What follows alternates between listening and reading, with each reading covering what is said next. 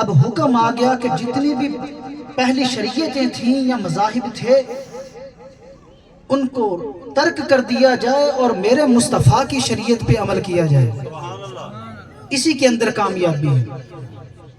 اب جب مذہب اسلام آیا تو مذہب اسلام کے اندر بے شمار مذاہب، بے شمار مسالک انہوں نے جنم لیے.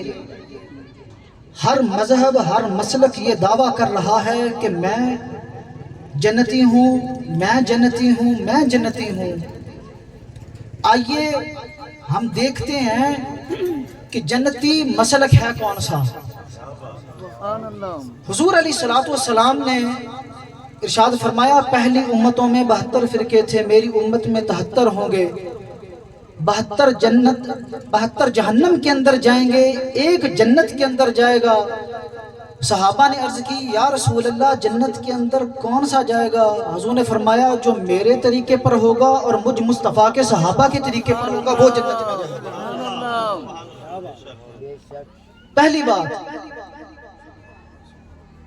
فیصلہ آپ نے کرنا ہے، باتیں میں نے بتانی ہیں. سیدنا بلال حبشی رضی اللہ تعالی عنہ آذان دے رہے ہیں، اشہد ان محمد رسول اللہ پر پہنچے تو سیدنا صدیق اکبر نے اپنے پورے یا اپنے انگوٹھے چومے اور آنکھوں پر لگائے.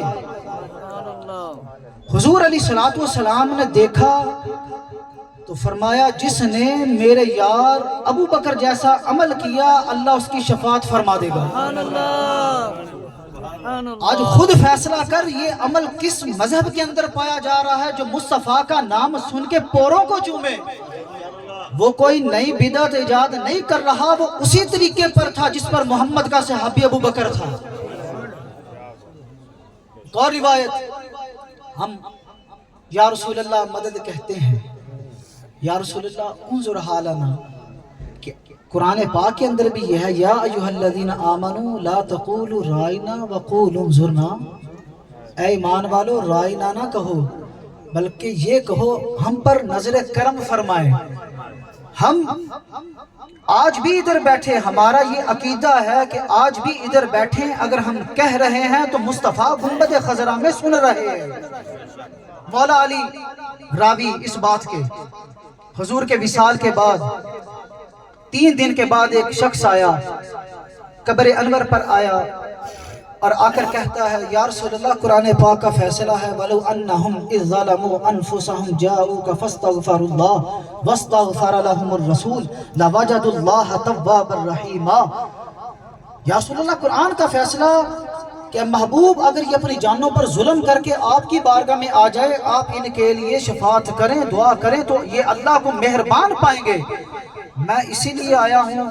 مولا علی اس بات کے راوی ہیں، قبر سے آواز آتی جا تیری بخشش کر دی گئی ہے. سبحان اللہ. اب یہ بات کس مسلک میں پائی جا رہی ہے؟